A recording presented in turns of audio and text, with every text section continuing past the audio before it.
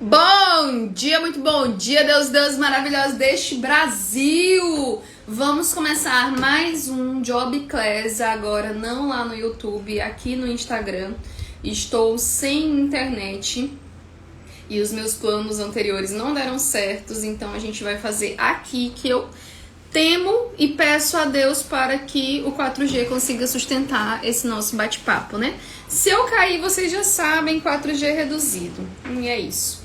E aqui, Bia, seja bem-vinda! Aqui a gente vai falar sobre como lidar com a concorrência em processo seletivo. Tem gente que quando a gente fala concorrência, a pessoa já se treme todinha na base, fala, meu Deus do céu, ai Senhor Jesus, concorrência. Quantas pessoas têm inscritas para aquela vaga? 1.200 pessoas inscritas para as vagas, 20 vagas. Ai meu Deus, não vou nem conseguir, não vou nem tentar. E passa um filme na cabeça da pessoa, né? Muito focado na concorrência. E o fato, minhas deusas, é que a concorrência ela existe, né? Ela existe, ela tá aí. São pessoas que muitas vezes ali tem qualidades, né? Tem defeitos também, mas tem qualidades eventualmente mais qualificado para uma vaga do que você, né? E isso é um fato. A gente tem que partir aqui dessa conversa pelos fatos. E o fato é que sempre vão existir pessoas que têm mais qualidades, mais competências para determinadas coisas do que a gente, assim como a gente também vai ter mais competências, mais qualidades para determinadas coisas do que outras pessoas, né? E isso é um fato.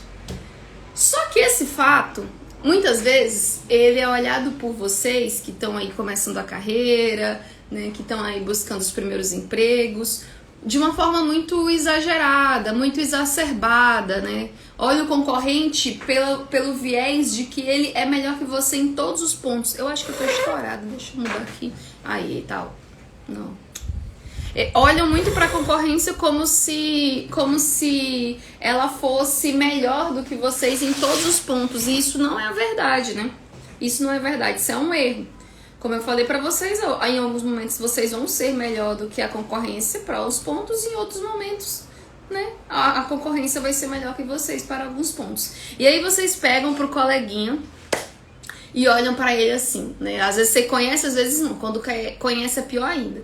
Não conhece, fala assim, pô, me candidatei pra vaga de analista de sistemas júnior, mas eu sou bom em análise, mas não tanto quanto o Zé pequeno que estudava na minha universidade, né? Quantos Zé pequenos não tem por aí que são muito melhores do que eu em análise? Eu não tenho chance para essa vaga, porque na hora que eu chegar no processo seletivo, eles vão perceber que eu não sou tão boa quanto com análise. E fica muito nisso, né? Sem entender, por exemplo, no que você é boa. Será que existem competências que você consegue contrapor com aquelas competências que você talvez não tenha tanto?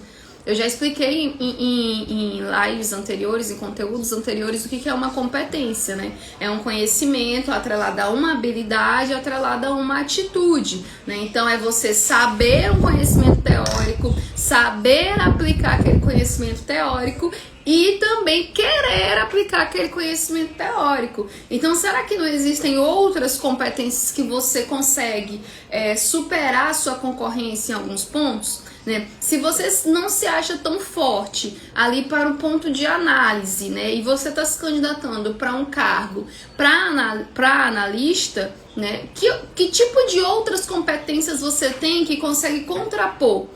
Muitas vezes o que vocês estão buscando é ser o profissional perfeito. Vocês, minhas deusas maravilhosas, estão buscando ser a profissional perfeita. E isso é o que boicota vocês em processo seletivo. Isso é o que boicota vocês na vida, inclusive. Porque todas as vezes vocês querem, né, tá contrapondo aquilo que vocês acreditam que não são tão boas, muitas vezes partindo de um olhar, né, exagerando a qualidade da sua concorrência e não foca naquilo que você já é boa. A gente não tem que estar buscando um equilíbrio, uma sinergia profissional 100%. A gente tem que colocar energia naquilo que a gente já é bom. Esse é o princípio que eu acredito e ensino aqui. Então, Que competências eu tenho que eu consigo superar aquilo que me falta. Dessa forma, né, a concorrência ela vai começar a ter um pouco menos de barulho, porque você vai começar a trazer uma racionalidade para a parada. Exemplo, você vai chegar no processo seletivo e vai falar assim: o que eu, Suzane, o que eu, Ian, o que eu, Tina, tenho de melhor para esse cargo? Você vai chegar com esse pensamento. Ah, o que eu tenho de melhor é porque eu tenho habilidade de comunicação, eu sei trabalhar em equipe, eu sou muito simpática, as pessoas tendem a me ouvir, né? Vai pegar uma série de competências que às vezes não tem relação direta ali com aquele cargo. E essas competências você vai levar para o processo seletivo e vai exacerbar dentro de um processo seletivo. Vai deixar claras aquelas competências e o quanto é importante você, para o cargo e para a função, aquelas competências. Né? E não ficar olhando e falar assim: olha, eu sou muito boa em comunicação interpessoal, em trabalhar em equipe. Olha, Ian, faz todo sentido, faz. Eu sou muito boa em trabalhar em equipe, eu sou muito boa em motivar as pessoas, mas eu não sou boa analista. E aí começa, ó. Não, mas é porque eu não tive oportunidade de fazer análises ainda, mas é porque as análises que eu fiz foram muito pequenas, mas é porque minha faculdade, o foco não era... E começa a falar um monte de coisa focado naquilo que você não é tão bom. E isso não faz sentido. Entendem?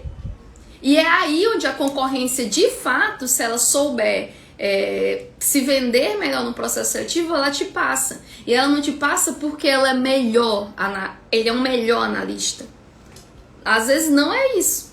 Às vezes é porque ele soube mostrar o que ele é melhor e esconder, por exemplo, né, esconder, digamos assim, não dar ênfase para aquilo que ele não é tão bom, como que às vezes é justamente o que você é bom, trabalho em equipe, e que às vezes justamente é o que o gestor quer. Vamos começar, gente, a ter uma visão global sobre processo seletivo.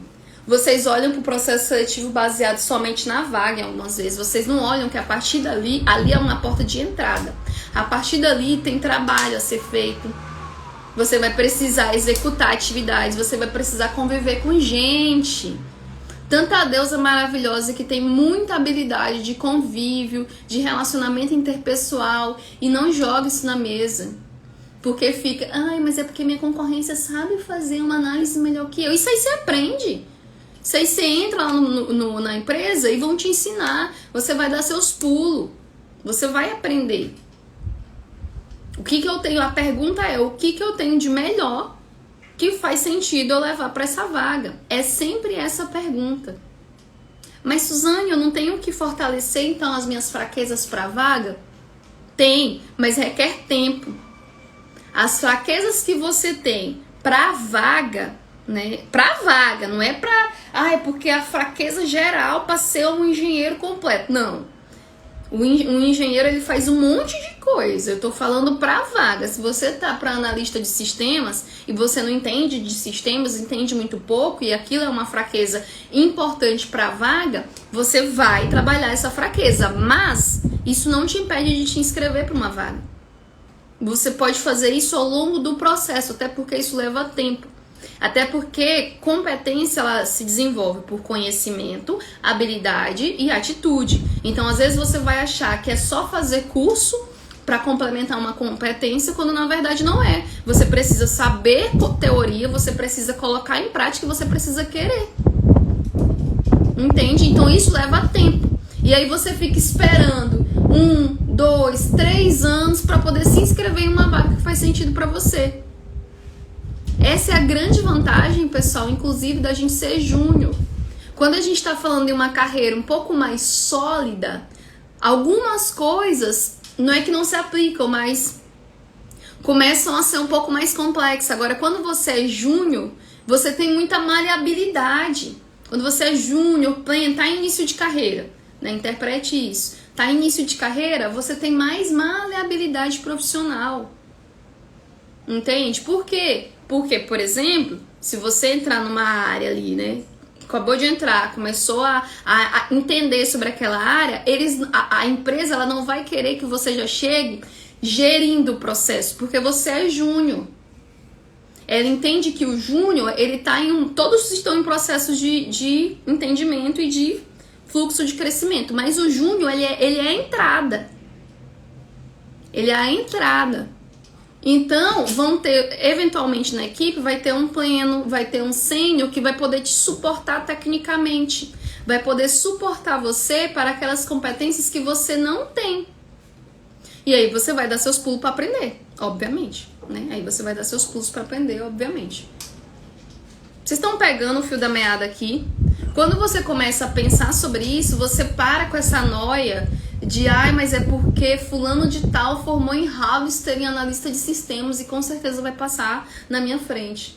Fulano de tal tem MBA em analista de sistemas e aí por isso ele vai passar na minha frente. Você começa a parar de olhar as coisas por um lado só. Você expande a sua visão a respeito das competências de um profissional como um todo. E isso dá uma aliviada na pressão que é a concorrência, principalmente para quem está começando carreira. Deixa eu te falar uma coisa, para você fazer uma comparação para vocês entenderem. Quando você vai contratar uma pessoa, né, para limpar sua casa e tudo. Inclusive isso aconteceu comigo, né? Fui contratar uma pessoa para me ajudar e tal, fazer a limpeza da casa, pererê, parará. E eu comecei primeiro com uma, né, que fazia toda a limpeza, não limpava muito bem, mas ela tinha um jeito que eu gostava. Por exemplo, eu não gosto, por exemplo, de pessoas que vêm para trabalhar, para limpar minha casa, que conversam muito. Por quê? Eu tô num dia a dia ali pegado, trabalhando, então eu não tenho um tempo pra dar pra essa pessoa de fato, né, pra estar atenta ao que ela tá falando, né? Então era uma característica que eu não gostava. E essa mulher, primeira que limpava minha casa, ela não conversava muito. A gente conversava pontualmente, mas não era muito, porque o foco dela era terminar. Ela queria terminar. Ela limpava tão bem? Não muito. Ela limpava, mas não era aquele negócio. Mas ela tinha um jeito, uma característica que era uma coisa que eu gostava. Daí ela saiu e me indicou uma outra pessoa. E aí essa outra pessoa veio limpar a minha casa. Ela limpava muito melhor, né? Ela cuidava da casa, cuidava dos gatos, mas ela falava muito. Se deixasse, ela passava o dia inteiro conversando. E eu ficava extremamente sem graça, porque eu não conseguia ali não dizer não, né? Tipo, eu não gosto de ter que ignorar a pessoa. E era uma coisa assim, muito, né? E aí eu te pergunto, se eu fosse ter que escolher entre as duas, uma que não limpa tão bem, mas também não é tão mal, mas tem um jeito, né, uma habilidade ali que eu admiro, e escolhesse uma pessoa que limpa super bem, mas passava mais 4 horas a mais porque conversava muito e era uma coisa que eu não gostava, o que vocês acham que eu ia escolher? Para o emprego de vocês é a mesma coisa.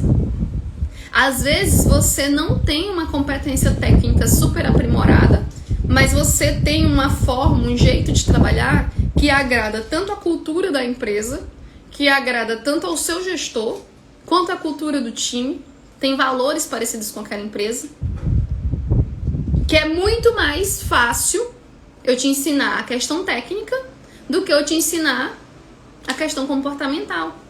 É da personalidade da pessoa. A parte comportamental, ela envolve muitas outras nuances. Não é que não seja possível ensinar. Exatamente, eu escolheria que não conversava tanto, né? Não é que a parte comportamental não é possível de ensinar, mas ela demanda muito mais esforço. Então, se vocês começarem a olhar o processo seletivo como algo que não envolve somente as competências técnicas, é também uma segunda forma de vocês darem uma segurada na ansiedade em relação à concorrência. E um terceiro insight que eu deixo aqui para vocês é que o que a gente não pode mudar, a gente não muda. E não vale a pena demandar energia mental para aquilo que a gente não tem ação. Ai, Suzane, mas isso é clichê. Eu sei, mas pergunta se tu pratica. Pergunta se eu pratico. É um exercício praticar isso. Porque a nossa cabeça vai querer ficar pensando. A nossa cabeça não gosta de perder, não gosta de se sentir inseguro. Então ela vai querer ficar pensando. Mas não faz sentido. Saiba, tenha consciência que é uma energia mental gasta pensando em uma coisa que você não muda. Você muda a sua concorrência? Você consegue impedir ela de ir lá num processo seletivo? Você consegue, sei lá, mandar matar ela? Você não consegue. E nem vai, por favor. Por favor, né? Daqui a pouco o Instagram me derruba aqui. Terrorismo.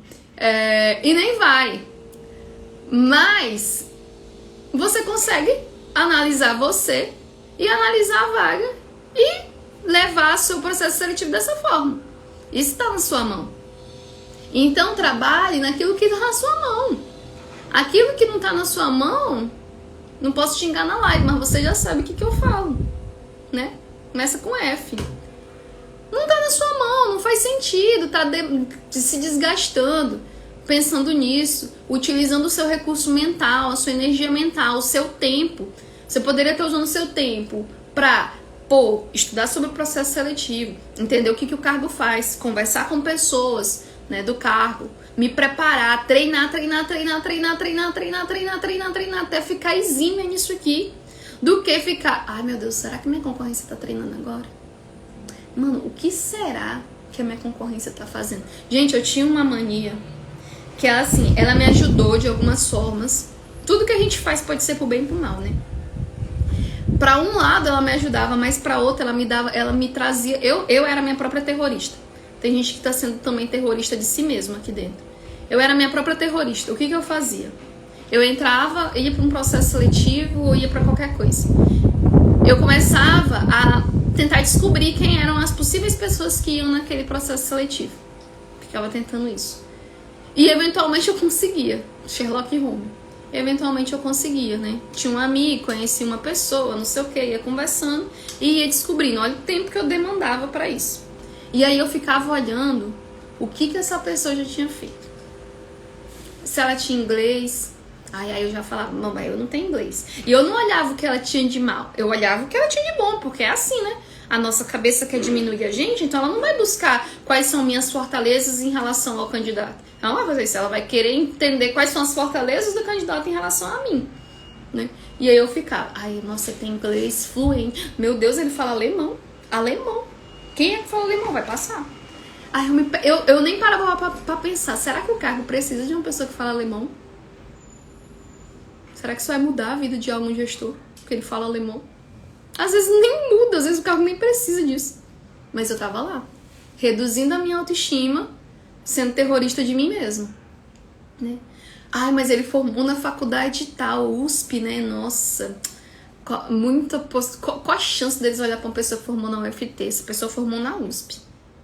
E aí, filho, é uma infinidade de narrativas que você pode construir para diminuir sua própria autoestima e aquilo que você já fez.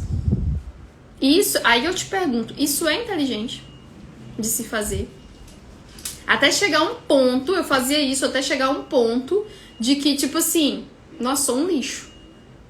E aí, eventualmente, eu não sou essa pessoa de desistir, então eu não desisti da vaga. Mas, eventualmente, você pode deixar de se candidatar ou demorar muito mais tempo para se candidatar a alguma vaga porque você ficou olhando pro lado e ficou desprezando aquilo que você já fez.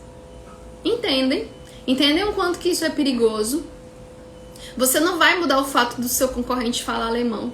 Você não vai mudar o fato do seu concorrente ter formado na Exalc. Você não vai mudar o fato do seu concorrente ter experiência técnica. Você não vai mudar esse fato. Mas você pode e deve se preparar para o processo seletivo ainda mais. Isso você tem sob o seu controle. Se preparar para o processo seletivo. E Anzinha, eu na época da faculdade deixei de tentar intercâmbio por ter esse pensamento, tá vendo? E aí como é que a gente lida com isso, né? Tipo, poxa, como é que seria a minha vida se eu tivesse feito esse intercâmbio? Eu acredito que eventualmente a Ian pode ter em algum momento pensado isso, né? Mas passou também, né, Ian? Passou, foi, é isso aí, né? Então, é mais ou menos nesse sentido. Tem outro lado também da concorrência que assusta, que na verdade não é a concorrência, mas a gente coloca que é. Qual que é o lado que eu vejo as minhas alunas falarem? Já recebi muitos nãos, estou traumatizada. E isso acontece, isso é verdade, isso vai acontecer. Se você receber muitos nãos, sem entender ali, você eventualmente pode achar que é a concorrência que é melhor e que você é um lixo. Raramente a gente vai pensar, quando a gente recebe muitos nãos, que é porque talvez nisso eu poderia melhorar. Foi essa pergunta que me desclassificou. E aí a gente, naquela confusão, a gente não tá sabendo o que faz, não sabe o roteiro de um processo seletivo, não sabe por que você respondeu tal coisa, não sabe o que você quis dizer com aquilo, não sabe o que o recrutador quis perguntar com aquilo. É mais fácil, em alguns momentos, você dizer que foi a concorrência que era mais forte. É mais palpável. É a concorrência que é muito forte. E aí eu não passei pela concorrência. E isso é uma falácia muito grande. Por quê? De novo, é uma desculpa, é um ponto que não te leva a um resultado. Se você culpar a concorrência, porque a concorrência era melhor, e talvez foi isso, né? Talvez se você ficar muito nessa, você não consegue olhar aquilo que você consegue mudar. Que é, o que eu falei dentro desse processo seletivo que eu poderia ter falado diferente? O que exatamente pode ter me desclassificado nesse processo seletivo? Não vai pro óbvio. O óbvio geralmente vai levar vocês pra concorrência, vai levar vocês porque eu não tenho a capacidade técnica. Mas eu tô falando aqui pra vocês. Eu tenho alunas que nunca tinham feito estágio em nenhuma multinacional. Só tinham trabalhado na faculdade em laboratório e hoje estão lá em São Paulo. Pão de Açúcar. Gustavo, se estiver por aí, um beijo.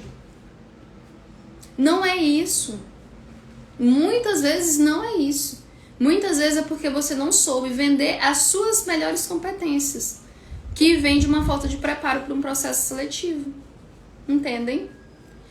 Então, antes de você já culpar de cara a concorrência, analise o que você pode ter feito de diferente. Aí eu fiquei muito nervosa. Genérico também. Genérico. Nervoso, todo mundo dentro de um processo seletivo vai ficar. Todo mundo. É um processo onde você está sendo julgado. Por que eu fiquei nervoso? O que eu poderia ter feito de diferente para que eu não tivesse ficado tão nervosa? Uma respiração? Ter se preparado melhor?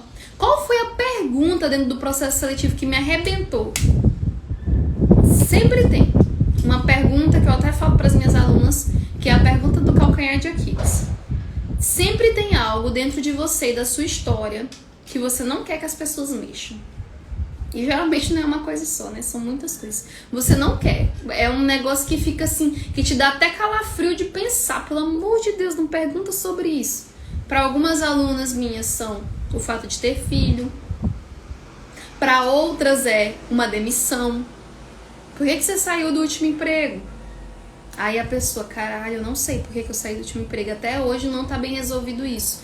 Fico puta com aquela empresa, aquele filho da puta me boicotou. Eu não podia xingar na live, vão me derrubar. Mas é isso, não tem jeito. Filho da puta daquele gestor me derrubou. Não sei o que, aquele fulano de tal arrumou contra... Às vezes é um negócio cabeludo que você não quer mexer. E eventualmente vai surgir dentro do processo seletivo. E aquilo é um calcanhar de Aquiles. Então se pergunte, quais foram as perguntas? Quais são as perguntas calcanhar de Aquiles, minha? Que parte da minha história eu não quero que mexam? É essas perguntas que vocês têm, eventualmente, de evitar, mas eventualmente você não vai conseguir evitar. O fato, por exemplo, eu tenho uma aluna que é o fato dela ser mãe, né, que foram várias vezes, batem na tecla sempre, né, e aí a gente não vai falar o caso dessa pergunta, mas o que ela precisa fazer? Um exemplo. Já vai surgir essa pergunta. E isso é uma coisa que ela não consegue mudar. Então é ela se preparar muito consigo mesma, Tá tudo bem eu ser mãe, sair do meu emprego e trabalhar longe. Tá tudo bem, eu tô buscando o melhor pro meu filho. Porque o incômodo, ele surge de um lugar muito lá atrás. Entende? O incômodo não é porque... é porque os processos seletivos são preconceituosos e acabam perguntando sobre esse tipo de coisa. O incômodo não mora aí. O incômodo não mora aí, porque a quantidade de perguntas indelicadas que a gente recebe ao longo da vida... Já casou? Vai casar quando? E os filhos? São todas perguntas muito indelicadas e nem por isso a gente fica super puta com esse tipo de pergunta. O incômodo não mora aí. O incômodo mora em coisas que estão muito antes. Assim como se alguém te pergunta, por que você saiu do seu último emprego? E foi uma parada que você não consegue entender, foi uma parada que você se esforçou muito, que você tinha uma expectativa sobre a empresa, foi uma demissão abrupta, foi uma demissão mal explicada, foi uma demissão sem feedback. O incômodo não mora na pergunta, por que o processo seletivo pergunta esse tipo de pergunta idiota? Essa pergunta é idiota. O incômodo não mora nisso. Não é a pergunta que te incomoda. É o fato mal resolvido. E aí, às vezes, você não consegue resolver com aquela pessoa que fez aquilo pra você, né? Enfim, todas as circunstâncias. E aí só cabe a você resolver com você. Porque é um fato que vai te prejudicar. Eu tinha um fato que era um calcanhar de Aquiles gigante. E eu nem sei ainda se não é, porque até hoje tem 1 ano que a gente fala aqui nesse Instagram, mais de 1 ano, e eu nunca abri essa história pra vocês. E é uma história que eu tenho vontade de abrir, porque eu sei que muita gente vai se identificar. Mas até hoje eu nunca abri. Por quê? Eu não tenho certeza se está bem resolvida ainda.